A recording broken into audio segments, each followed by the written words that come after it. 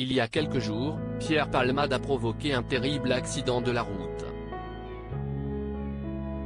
Ce mardi 28 février, BFM TV a révélé ce que l'humoriste aurait dit aux enquêteurs durant un interrogatoire.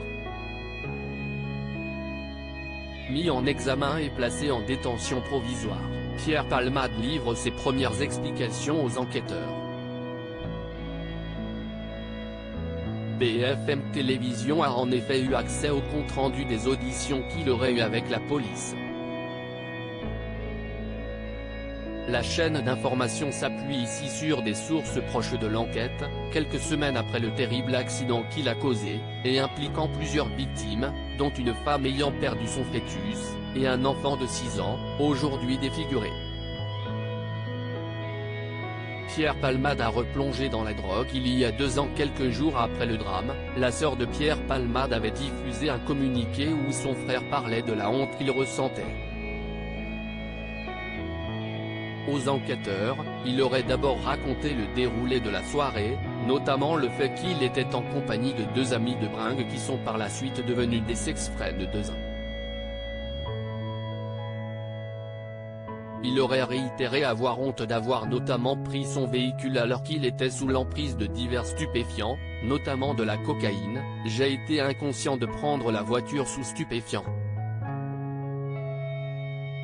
Je suis dangereux à cause de la drogue, je suis un chic type, je suis quelqu'un de bien », aurait-il ensuite lancé. Et si depuis quelques années, il avait traversé les plateaux télé pour parler de son combat contre ses addictions, il aurait avoué avoir lâché l'affaire il y a 1 an, tout en étant suivi. « Il faut que mon rapport avec la drogue soit résolu, que la drogue soit bannie de ma vie. » Tout bascule, selon lui, lorsqu'il découvre 2 ans plus tôt la 3-MMC, une drogue de synthèse dont les effets sont proches de la cocaïne, une nouvelle dépendance à cause de laquelle il ne parvient plus à travailler, révèle la chaîne. Un taux très élevé de cocaïne et de drogue de synthèse relèvent les experts. Ce qui ressort également de ses comptes rendus, s'y estime que Pierre Palmade aurait un train de vie bien plus important que ce qu'il gagne. Aux enquêteurs, il aurait affirmé ne percevoir que 5 000 € de droits d'auteur par mois, ce qui serait insuffisant au regard de ses dépenses, et qu'il estimerait être de l'ordre de 6 000 € par mois. L'humoriste aurait des dettes auprès de l'URSSAF, des impôts et de son producteur, pour un montant global de 250 000 €.